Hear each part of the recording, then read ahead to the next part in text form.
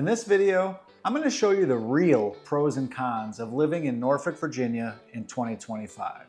The things you need to know before you ever decide to buy, rent, or relocate here.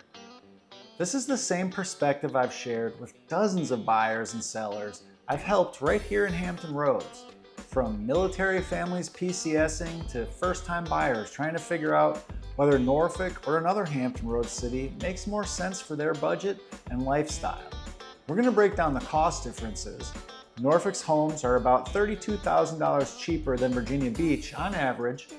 We'll dig into the real tax numbers, and I'll give you the insider scoop on lifestyle perks and the challenges like flooding, traffic, and schools. So if you want the honest truth about Norfolk before you make your move, this video is for you.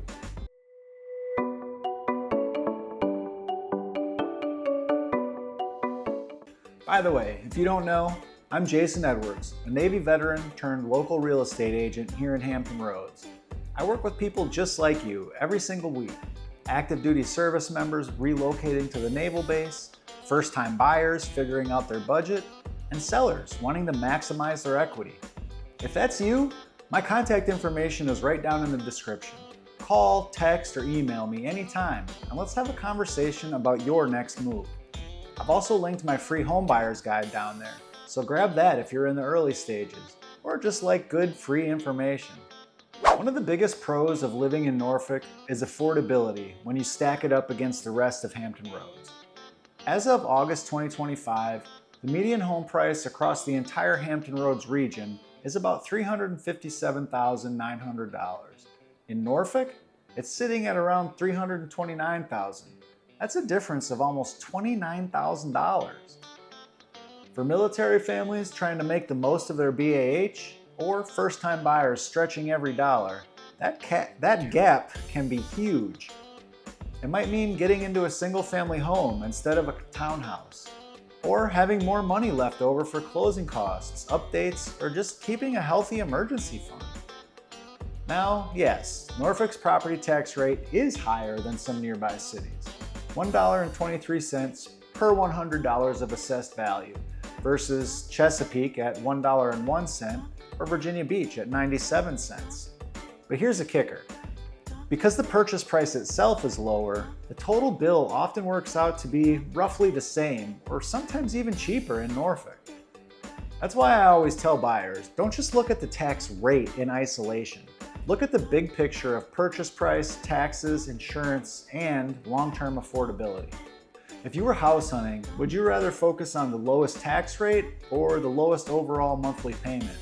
Drop your answer in the comments. I'm curious how people approach it. Norfolk is jam-packed with culture. You've got the Chrysler Museum of Art, the Neon Arts District, the Scope Arena for concerts and Norfolk Admirals hockey, and the Waterside District for nightlife. Add in the Virginia Zoo, Nauticus, the Botanical Gardens, summer festivals, and it feels like there's always something happening. For a lot of people, that urban energy is a huge draw compared to the more suburban feel of Virginia Beach or Chesapeake or Suffolk. Plus, if I'm being honest, Norfolk has some of the best food in the region. Where else can you get world-class seafood one night, a Filipino mom and pop spot the next, and finish the week with late-night soul food at Dumar's? Next, with the world's largest Navy base right here, Norfolk is always going to have strong housing demand. Whether you're a military buying your first home or an investor looking at rental property, that demand helps stabilize the market. Even with the city's population actually slowly declining overall, the base, ODU, and EVMS bring in a steady stream of people who need housing. That means if you buy smart, your property will likely stay in demand.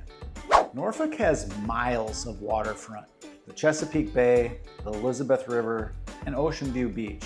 If you want water views without paying Virginia Beach oceanfront prices, Norfolk gives you that.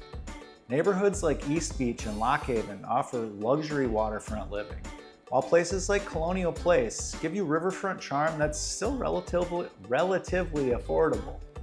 Picture yourself sitting on your porch with coffee in hand, watching the sunrise over the water. That's something a lot of Norfolk residents get every single day. Now, it's time to flip the script. And this is a big one, flooding. Norfolk is one of the most flood-prone cities on the East Coast. Sea level rise and heavy storms mean certain neighborhoods flood frequently. That means two things. You might need flood insurance, and it's not cheap. Your options are limited unless you're okay with that added cost and risk. This is one of those times when working with a local agent who knows the flood maps really matters, because not all Norfolk neighborhoods are created equal in this department. As I've said before though, you don't necessarily need to avoid homes in a flood zone, just do your homework and know what you're getting into.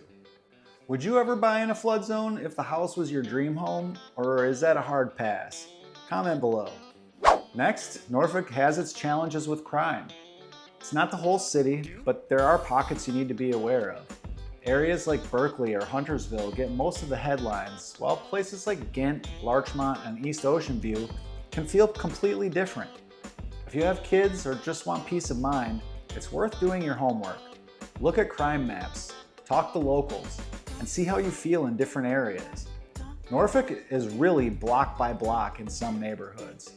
I always recommend drive by the home both during the day and at night, both during the week and on the weekend, to make sure it's a neighborhood you feel comfortable with and you can see yourself living in. You can change a lot about a home after purchasing it, but location isn't one of those things. Schools in Norfolk tend to rank lower compared to Chesapeake or Virginia Beach. If you have school-age kids, this can be a deciding factor. This doesn't mean there aren't good schools. Larchmont Elementary and Maury High, for example, are ranked higher. But overall, families often lean toward neighboring cities if schools are their top priority. Again, if this is a priority for you, make sure you do your homework. One tool I've found useful and recommend to my clients is greatschools.org and niche.com. If you'd rather get more personal, you can call the schools, research the district, or talk to neighbors. If you're commuting out of Norfolk, you'll get to know the downtown and midtown tunnels very well, maybe too well. Rush hour can turn a 15-minute drive into 45 minutes. Tide Light Rail helps downtown commuters, but most people still drive. Norfolk is more urban than its neighbors, but it's not exactly New York City when it comes to public transit. And yes, you'll develop tunnel PTSD. Locals know what I mean. You check Google Maps, see red at the tunnel, and instantly rethink your life choices. It is doable though. I bought my first house in Suffolk while I was still active duty and commuting to Naval Station Norfolk every day. I had to go through the downtown tunnel most days.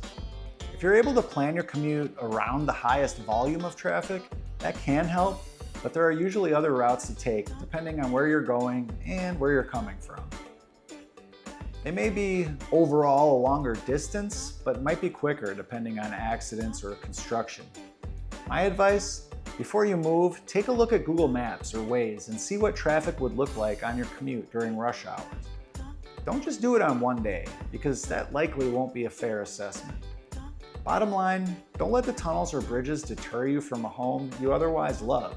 You get used to them. Well, I can say, at least I did. So, here's the honest truth. Norfolk isn't perfect. Flooding, taxes, crime, and schools can all be challenges. But it's also affordable compared to nearby cities, packed with culture, waterfront living, and a steady housing demand thanks to the military, universities, and hospitals. For some people, that trade-off is 100% worth it. For others, maybe not. If you're thinking about moving to Norfolk, or selling your home here, or anywhere in the Hampton Roads area, I help people just like you every week. All my contact information is in the description below. Call, text, or email me, whichever is easiest, and let's talk about your specific situation. And don't forget, I upload new videos every week about living in Hampton Roads, so hit subscribe and stick around for more. Thanks for watching, and I'll talk to you soon.